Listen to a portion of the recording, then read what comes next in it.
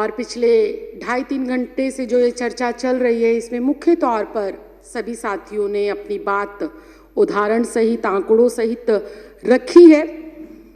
और चूंकि मैं भी विधानसभा के सदस्य हूं, इस देश की नागरिक हूं, तो मेरे भी मन में इन एनसीआर, एनपीआर और सीए को लेकर बहुत सारे सवाल हैं।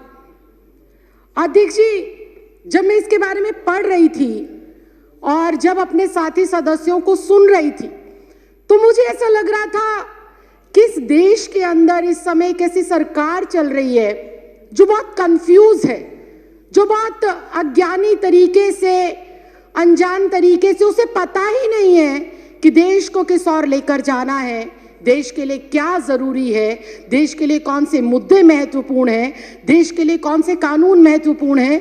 उनको इस चीज की बिल्कुल जानकारी नहीं है। बहुत ही अजीब से लोग इस देश के केंद्र की सत्ता के ऊपर बैठकर अजीबोगरीब फैसले ले रहे हैं। जो इस देश में अभी तक विदेशी कहे जा रहे हैं, उनको ये नागरिकता दे रहे हैं बिना किसी कॉमा, फुल स्टॉप के। और इस देश के अंदर जो सदियों से, दशकों से रह रहे हैं, उनको ये कहते हैं कि अगर तुम इस देश के नागरिक हो तो तुम्हें कागजात देने पड़ेंगे, तुम्हें प्रूफ करना पड़ेगा कि तुम इस देश के नागरिक हो। ये अजीब विडंबना है। हमारे पास वोटर आईडी कार्ड है, हमारे पास आधार कार्ड है, हमारे पास पैन कार्ड है, हमारे पास पासपोर्ट है, उनको ये हमारे कागज नहीं मानते।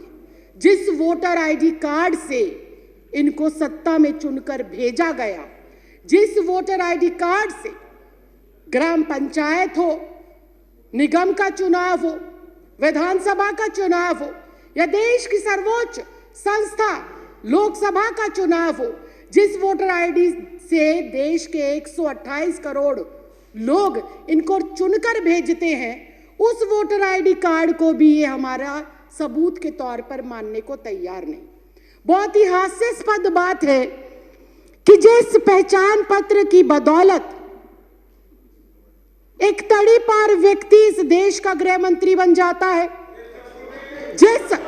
मैंने नाम नहीं लिया, मैंने नाम नहीं लिया, मैंने नाम नहीं लिया, मैंने नाम नहीं लिया, मैंने नाम नहीं लिया। अब जारी रखें। ये बहुत ही हास्यास्पद है, ये बहुत ही हास्यास्पद है। ये ऑन रिकॉर्ड है, ये ऑन रिकॉर्ड है, ये ऑन रिकॉर्ड है, ये ऑन रिकॉर्ड है। मैंने नाम नहीं लिया। आप अपना भाषण जारी रखिए ना। मैंने नाम नहीं लिया। आप अपनी बात जारी रखिए। मैं अध्यक्ष जी यही कह रही हूँ, मैं अध्यक्ष जी, आप मेरी तरफ उंगली ना करें, मेरी तरफ उंगली ना करें। सारे प्रिविलेज का मामला है। पहले उन्होंने मेरी तरफ उंगली करी क्यों? अपनी बात कहते रहिए। अध्यक्ष जी, मैं बहुत शांति से और शालीनता से ये कह रही हूँ कि जिस पहचान पत्र की बदौलत एक आम साधारण नागरिक एक तड़ी पार को चुनकर देश का गृह मंत्री बना सकता है। आगे बढ़िए। एक चाय वाला, एक चाय वाला, एक चाय वाला, एक चाय वाला, एक चाय वाला, एक चाय वाला इस लोकतंत्र के अंदर एक वोट के अधिकार से सीधा चाय वाले से प्रधानमंत्री बन जाता है। उस वोटर आईडी कार्ड की कोई अहमियत नहीं। क्या बात करते हो, क्या बात करते हो? और मैंने किसी का नाम नहीं लिया। आपको कोई आपत्ति है, आप माननीय अध्यक्ष जी से बात करें। आपको कोई आपत्ति है, आप माननीय अध्यक्ष जी से। तड़ीपार कौन है? तड़ीपार कौन है? तड़ीपार कौन है? चाय वाला कौन है? तड़ीपार कौन है? तड़ीपार कौन है? चाय वाला कौन है? मैंने कुछ नहीं कहा, मैंने किसी का नाम भी नहीं लिया। आप क्यों इतना आग बबूला हो रहे हैं? इतना आग बबूला क्यों हो रहे हैं? इतनी गर्माहट क्यों? इतनी गर्माहट क्यों? क्यों इतनी मिर्ची लग गई? क्यों इतनी मिर्ची लग गई? आपको इतनी दिक्कत क्या हो गई? आपको इतनी परेशानी क्या हो गई? मैंने तो किसी का नाम भी नहीं लिया, मैंने किसी दल का नाम नहीं लिया, मैंने किसी व्यक्ति विशेष का नाम नहीं लिया। राखी जी, आप अपनी बात पूरी करिए। राखी जी, आप उधर इशारा मत करिए। नहीं, मैं समय कट करके बैठा रहा हूँ। आप मैं- इशारा करके बात मत करिए। मैं अध्यक्ष जी आप मुझसे 2 मिनट के अंदर, आप कोई सफाई ना दीजिए लेकिन अपनी अगर बात- विपक्ष ऐसे नहीं, आप टीका अपनी बात टिप्पणी पूरी- करेगा, आप बोलते रहिए ना, विपक्ष टीका टिप्पणी करेगा, कैसे चलेगा? आप बोलते रहिए, अनुशासन नाम की चीज है, आप बोलते रहिए ना, आपको किसने अनुशासन नाम की चीज है, आप उन्हें अनुशासन आप इशारा सिखाइए। मत करिए प्लीज। मैं अध्यक्ष जी 3 मिनट के अंदर, महज 3 मिनट के अंदर अपनी जो आप मेरा बोलते रहिए, मैं देख रहा हूँ। संदेह है और जो मेरे सवाल है और जो मेरा विचार है, मैं वो आपके सामने रख रही हूँ। मैं अपने बातों को दोबारा रिपीट करती हूँ दोबारा रिपीट कि नहीं जब नहीं, एक मतदाता, राखी जी, मैं दोबारा रिपीट करने की इजाजत नहीं दे रहा। जब आप अपनी एक बात- मतदाता आगे बढ़िए। अपने मतदान का प्रयोग कर कर मेरे जैसी एक साधारण सी लड़की, 25 गज में रहने वाली लड़की को लोकतंत्र के इतने बड़े मंदिर में भेजता है, तो वो सबसे बड़ा प्रूफ होना चाहिए। बाबा साहब भीमराव अंबेडकर ने वोट डालने का अधिकार सबको दिया, और वो वोट डालने का अधिकार इस बात को सिद्ध करता है कि हम इस भारत देश के नागरिक हैं।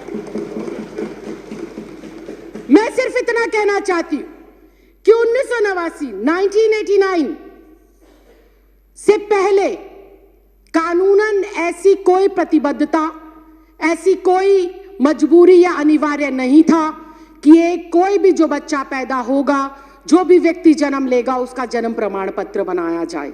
ऐसी कोई पॉलिसी नहीं थी।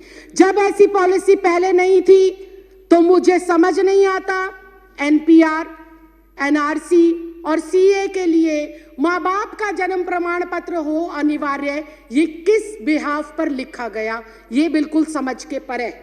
और फिर एक बार फिर से विपक्ष को हो सकता है मेरी बातों से आघात पहुंचे, लेकिन ये कटु सत्य है कि अगर ये कंपलसरी है कि एनपीआर, एनआरसी और सीए के लिए अपने अपने माता पिता का जन्म प्रमाण पत्र दिखाना जरूरी है, तो क्या हमारे देश के माननीय प्रधानमंत्री अपने माता पिता का जन्म प्रमाण पत्र दिखा पाएंगे? क्या हमारे देश के माननीय गृह मंत्री अपने माँ बाप का जन्म प्रमाण पत्र दिखा पाएंगे? क्या हमारे इस देश के रक्षा मंत्री, हमारे जो है इस जो ये एनसीआर, एनपीआर और सीए है, इसके माध्यम से अपने माँ बाप का जन्म प्रमाण पत्र दिखा पाएंगे? क्या इस देश के माननीय राष्ट्रपति अपने माँ बाप का जन्म प्रमाण पत्र दिखा पाएंगे?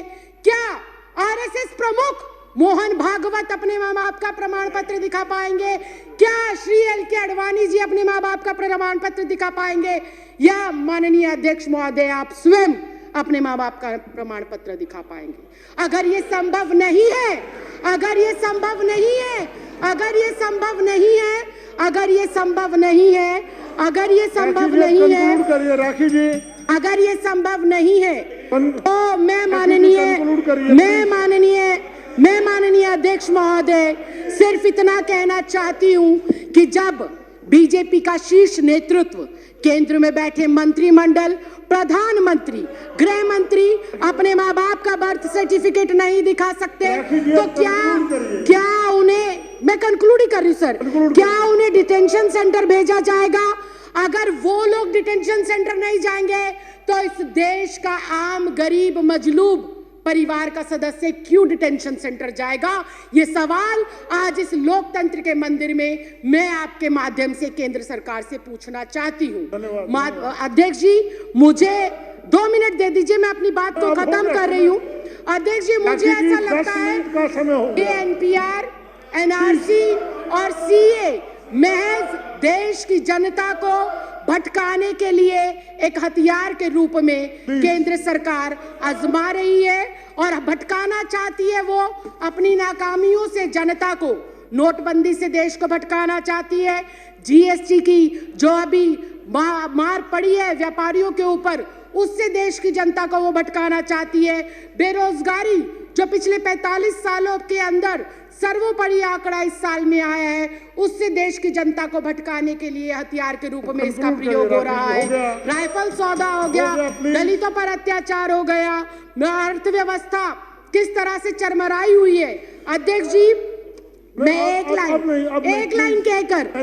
लाइन कहकर सर मैं भी रिक्वेस्ट कर रही हूँ, फाइनल क्लोजिंग लाइन कहकर मैं जो है अपनी बात को विराम देती हूँ कि अध्यक्ष जी ये जो भाजपा सरकार है, ये एक संकीर्ण मानसिकता की सरकार है।